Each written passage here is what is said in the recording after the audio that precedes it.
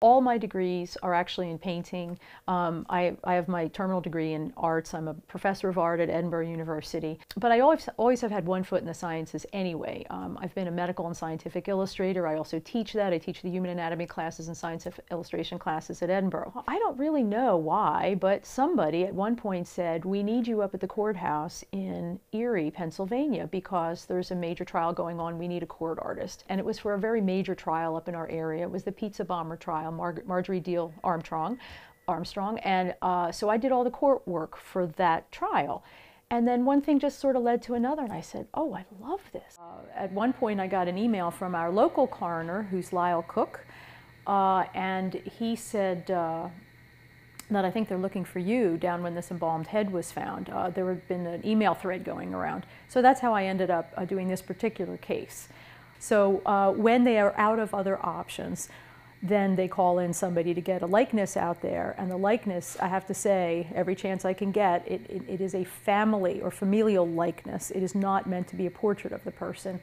And with that, they hope to jog some memories in people, jog some recognition of people that might have known, and that brings more leads in for the police. A lot of them tend to be cold cases. This is not.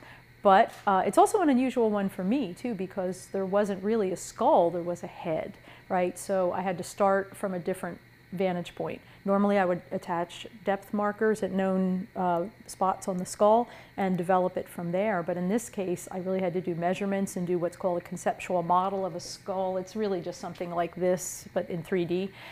And then work my way from that. Right now, this is a lump of clay. Doesn't look very good. Not ready for prime time. However, it's going to be a 30-year-old version. It wasn't my call. It was Chief O'Brien's call. He decided that based on some other cases that have been solved through various means, that an age regression might prove useful. Underneath each one of these heads is a big egg shape of tinfoil, just really condensed, tinfoil. Basically, it just reduces the weight because this is, let's say, about 12 pounds of clay, and it could be a little top heavy, so you want it to kind of be a little more balanced.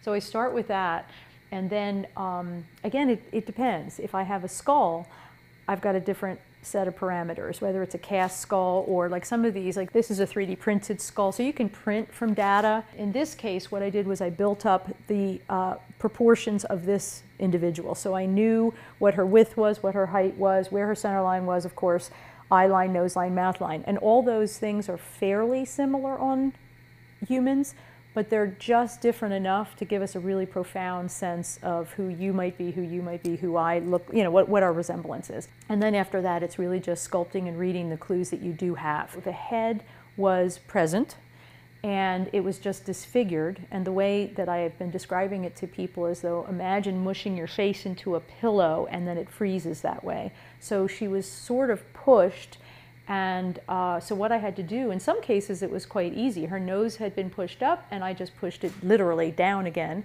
and took some pictures like that. But there were some areas like the mouth that was just severely disfigured. So her mouth, as I've said to anyone, is pretty much a guess because she has a mouth. It's based on a phenotype.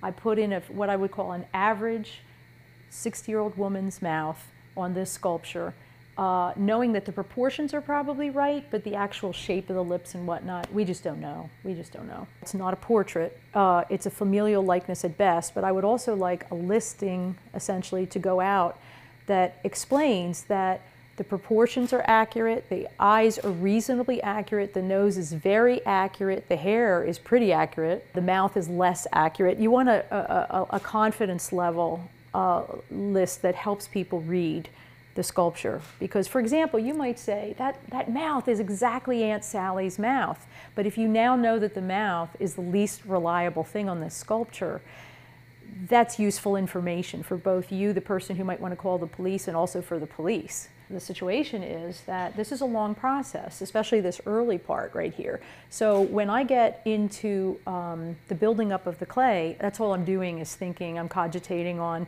not only the likeness issues, but also on who she might have been and how she ended up there. I would say that it's an amazing challenge. It's a really unique challenge, and I love, love, love that kind of challenge.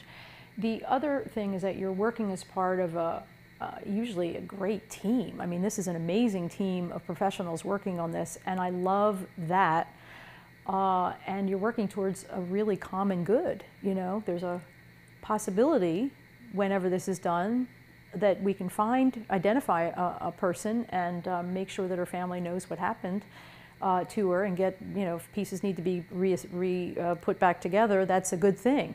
So working towards the common good is sort of a theme of this work for me. And I like doing it as a part of a larger group, all of whom are focused on something really important, identifying the dead. So.